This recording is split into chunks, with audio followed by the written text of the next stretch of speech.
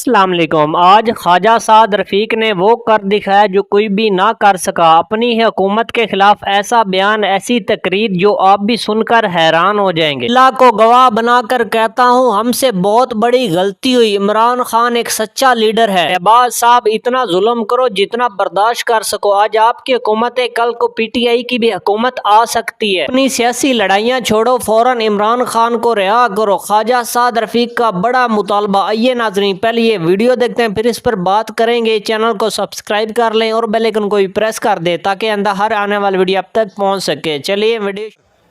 हम खामोश रहे हैं। मैं ये समझता हूं कि फलस्तीन के अंदर शहीद होने वाला एक एक बच्चा, एक एक शहीद,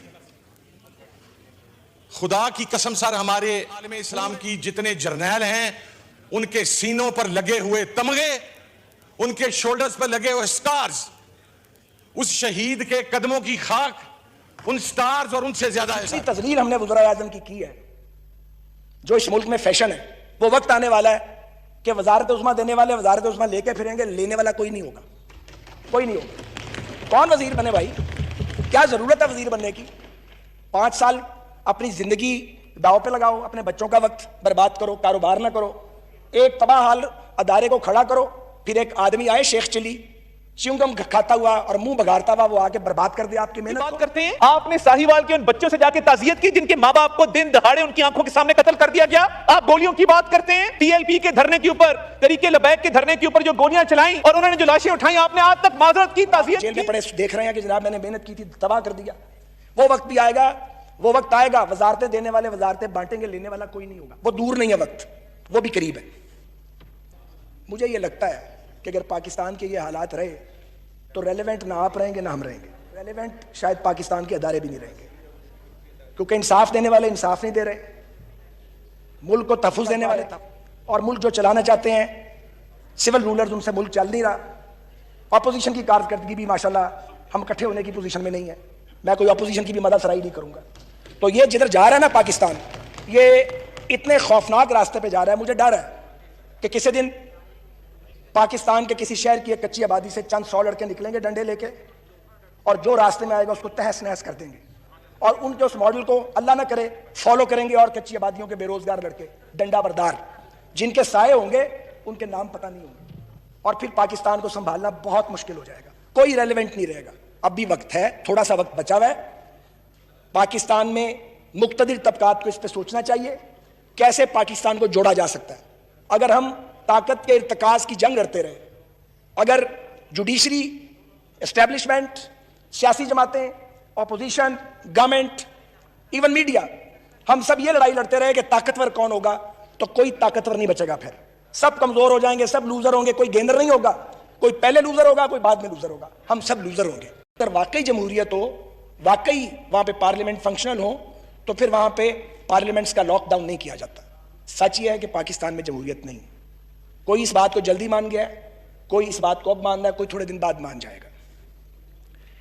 वैसे तो PTI की गवर्नमेंट ने बहुत बड़े बड़े एजाजात हासिल किए हैं पाकिस्तान की तारीख में, लेकिन जो कमाल किया है वो ये कि आपने वो वादे किए और वो नारे लगाए जिनकी तकमील का कोई तसव्वुर भी नहीं कर सकता था। आपने 90 दिन में करप्शन खत्म करनी थी, आपने 1 करोड़ नौकरियां देनी थी, आपने 50 लाख घर बनाने थे, आपने सारे चोरों को, और दायरा के सारे एक्शन में है, उनको उल्टा लटका के उनके पेट फाड़ के उसमें से कौमी दौलत निकालनी थी, और आपने पाकिस्तान में इंसाफ का दौर दौरा कर देना था। यह था आपका स्लोगन, और आपने पाकिस्तान की इकॉनमी को राइज करना था। और आपके लीडर फरमाते थे और बार बार ये भाषण देते थे कि जब गुर्बत बढ़ जाए तो समझ लो कि वजीर आजम चोर है।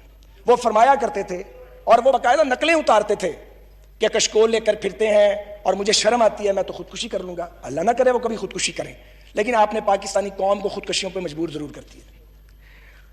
आप ये देखिए, अब 2 साल हो गए आपको आए, आपको मुकाबला करना था भूख का, बेरोजगारी का, गुर्बत का, नाइंसाफी का। आपको मुकाबला करना था इंडियन एग्रेशन का, आपने मुकाबला किया सिर्फ अपोजिशन का, और उसके बाद उस आजाद मीडिया का जो आप पे तनकीद करता है। आपने ये भी नहीं सोचा कि ये वही लोग हैं जो आपकी हुकूमत लाने वालों में शामिल थे, आपने उनको भी टारगेट कर दिया। आज मीर शकील पाबंदे सलासल है, तो जंग और जियो तो आपका सबसे बड़ा सपोर्टर था, तब वो ठीक थे, आज वो गलत है। आपने जेलें भर दी अपने मुखालफिन से, हमें आपने चोर डिक्लेयर नोटिफाइड कर दिया, आपकी नजर में हम सब चोर हैं। मुझे बताइए इससे पाकिस्तान को क्या मिला? आपने करप्शन की रकम जो आप बताते थे, कौन सा टका आपने रिकवर किया?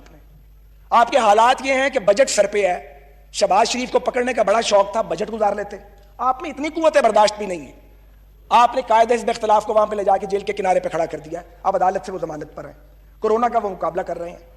हम में बारी बारी सारे अपनी बारी दे आए हैं, तो जनाब चेयरमैन बारी दे के फिर यहीं खड़े हैं, फिर भेज देंगे, बारी दे के फिर वापस आ जाएंगे। आपको ये हकीकत पता नहीं लगती क्या? मुझे पीपल्स पार्टी वालों को इस वक्त खुश नहीं करना, लेकिन रियलिटी यही है कि अगर ज़ियाउल हक का बदतरीन मार्शल लॉ पीपल्स पार्टी को खत्म नहीं कर सका, तो फिर किसी सियासी हकीकत को कोई खत्म नहीं कर सकता। ये सच है। मैं उस वक्त पीपल्स पार्टी के बड़े बदतरीन अकादों में था। सियासी तौर पे अब भी इख्तिलाफ है, ज़ियाउल हक के खिलाफ था, लेकिन खुश बड़े दिल में हुआ करते थे। पीपल्स पार्टी नजर ही नहीं आती थी, नजर ही नहीं आती थी कहीं पीपल्स पार्टी। और जब मोहतरमा आई तो मुझे वो दिन याद है, 10 अप्रैल 86 का। हर पीपल्स पार्टी की और हमारी मुखालफत के नारे लग रहे थे और हमारा कुछ नहीं था। ये अवामी ताकत है। आपको पता है आपके साथ ही होने वाला है, ये होने वाला है। और ये इसकी इंडिकेशंस बड़ी वाज़ेह हैं। कल जो राजा रियाज साहब और ख्वाजा शिराज साहब ने गुफ्तगू की कैपिटल टॉक में, वो पुराने पार्लियामेंटेरियंस हैं, वो मजाक है। आपके वुज़रा जो एक दूसरे के बारे में आके मीडिया पे बात करते हैं, ये तो कभी तमाशा देखा ही नहीं। और आप जेल में पड़े देख रहे हैं कि जनाब मैंने मेहनत की थी, तबाह कर दिया।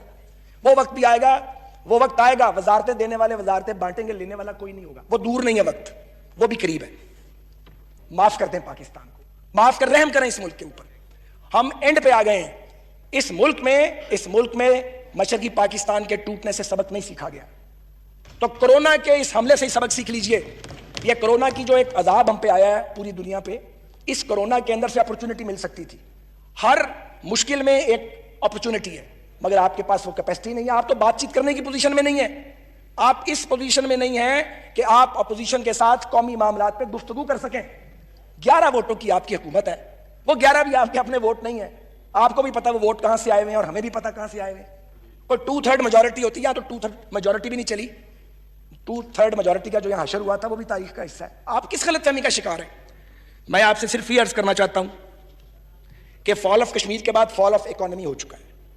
आज लोड शेडिंग फिर शुरू हो चुकी है, पेट्रोल के लिए लाइनें लग रही हैं, आटा चीनी का बहरान पैदा हो चुका है। मुझे बताइए आप पाकिस्तान को किधर लेके जा रहे हैं? ये आपका बजट, मैं 4 फिगर सिर्फ पढ़ देता हूं। खुराक, फूड सिक्योरिटी के लिए और एग्रीकल्चर के लिए आपने 12 बिलियन रखा है 2020 में। हम 2018 में 31 अरब 18 करोड़ रुपया खर्च कर चुके हैं। आपने हेल्थ पे 20 बिलियन रखा है, हमारा 38 बिलियन था 2018 में। आपने एजुकेशन पे, हायर एजुकेशन डाल के 94 बिलियन रखा है, हम 2 साल 97 बिलियन पे थे। आपका पीएसटीपी सिर्फ 650 बिलियन का है, हमारा 1000 बिलियन का पीएसटीपी था 2018 में।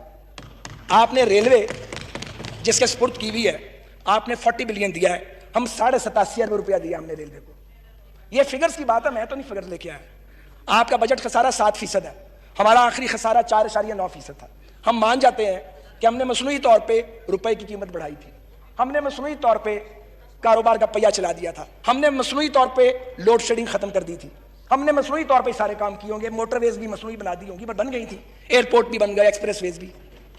आप भी मसनूई तौर पे कुछ कर मसला ये है कि जब आप अपने सियासी मफाद को सोचते हैं तो आप तासुब की नजर से सोचते हैं। आपकी मेमोरी सिलेक्टिव है। साहिवाल से लेके तरीके लबैक से लेके मुल्तान, ऐसे अनगिनत वाकयात हैं आपके दौर के, जो मैं शुरू होऊंगा तो रात पड़ जाएगी, वो वाकयात खत्म नहीं होंगे। क्या अमवात का झूठा बयानिया हमने बनाया है? क्या सरकार ने बनाया है? कोई 1200 कह रहा है, कोई 1600 कह रहा है, कोई आर्टिफिशियल इंटेलिजेंस के इस्तेमाल से इस्लामाबाद की पूरी सड़क को खून में लथपथ लाल रंग का दिखा रहा है, वीलॉग्स हो रहे हैं। आप अगर सच्चे थे तो फिर ये आपके मुख्तलिफ रहनुमा मुख्तलिफ इसका टोल क्यों देते रहे कि आप 1200 से शुरू हो, 200 पे आए, कोई 300 पे आए, कोई 400 पे आए। ये बयानिया हमने कमजोर किया, ये फिगर्स मैंने दिए। इतनी तो इखलाकी जरूरत रखते कि अगर आप अपने आप को सच्चा समझते थे या आपका बयानिया सच पर मबनी था तो पूरी पार्टी एक बात करती। ये ना होता कि भांत भांत की बोलियां बोलते आपके मुख्तलिफ लोग। तो ये मत भूलिए कि आपका माजी क्या है और हमारा माजी क्या है। गोलियों की बात करते हैं, आपने साहिवाल के उन बच्चों से जाके ताज़ियत की जिनके मां बाप को दिन दहाड़े उनकी आंखों के सामने कत्ल कर दिया गया। आप गोलियों की बात करते हैं, टीएलपी के धरने के ऊपर, तरीके लबैक के धरने के ऊपर जो गोलियां चलाई और उन्होंने जो लाशें उठाई, आपने आज तक माजरत की, ताज़ियत की। आपका मसला यह है कि जब आप अपने सियासी मफाद को सोचते हैं तो आप तासुब की नजर से सोचते हैं। आपकी मेमोरी सिलेक्टिव है। मुल्तान से यहां पे बहुत सारे हमारे मेंबर्स बैठे, उनको पता होगा कासिम बाग का जलसा था और वहां पे भगदड़ मच गई। तहरीक इंसाफ के 8 से 10 कारकुन वहां पे फौत हो गए। लोगों ने वहां पे दुहाइयां दी कि बानी चेयरमैन पीटीआई साहब आप तकरीर कर रहे हैं, लोग मर गए हैं। क्या उनके घर जाके ताजियत की? क्या उनको कोई पैगाम दिया कि आपकी मौत हमारी वजह से हुई है, हमारे जलसे में हुई है, तो आप हमारे भाई हैं, हमारी खातिर आए थे, तो हम आपसे ताजियत करते हैं, माजरत करते हैं। साहिवाल से लेके तरीके लब्बैक से लेके मुल्तान, ऐसे अनगिनत वाकयात हैं आपके दौर के। नाजरीन, आपने ख्वाजा साद रफ़ीक की तकरीर सुनी, काफ़ी जज्बाती तकरीर थी। उसके अलावा आपको ये भी पता है इनकी हुकूमत कैसे फॉर्म 47 की बुनियाद पर बनाई गई। आपको ये भी पता 17 सीटों वाली ये जमात थी, इनकी हुकूमत नहीं बन रही थी। जरदारी के साथ इन लोगों ने हाथ मिलाया, फिर इनकी हुकूमत बनी। उस जरदारी के साथ हाथ मिलाया जिसे ये लोग चोर कहते थे, डाकू कहते थे, उस बंदे से हाथ मिलाया जिसे ये लोग कहते थे हम तुम्हें सड़क पर घसीटेंगे। नाजरीन, ये सियासतदान है। आपको ये भी पता है जब ये लोग अपोजिशन में होते हैं कैसे वादे करते हैं, हम बिजली सस्ती देंगे, गैस सस्ती देंगे, ये कर देंगे, वो कर देंगे। नजरें ये अच्छी अच्छी बातें ना करे तो फिर अवाम इन्हें वोट कैसे देगी? इनकी मजबूरी है। नजरें ये भी हकीकत है 8 फरवरी को पाकिस्तान का स्याह दिन था। क्यों? क्योंकि अवाम के वोट की इज्जत नहीं की गई। अवाम ने वोट पीटीआई को दिया, इमरान खान को दिया और हुकूमत इनकी बन गई। या तो फिर वोटिंग हो ना, अगर वोटिंग हो तो फिर शफाफ तरीके से हो, जिसको अवाम वोट दे, जिसको सेलेक्ट करे, हुकूमत भी उसी की बननी चाहिए। नाजरीन, गलती हर इंसान से होती, कोई भी दूध का धुला नहीं है। इमरान खान ने भी जो किया था वो गलत था। आपको पता है मरियम नवाज और उसके वालिद को जेल में डाला था वो गलत था। उसका एंड रिजल्ट आपने देख लिया।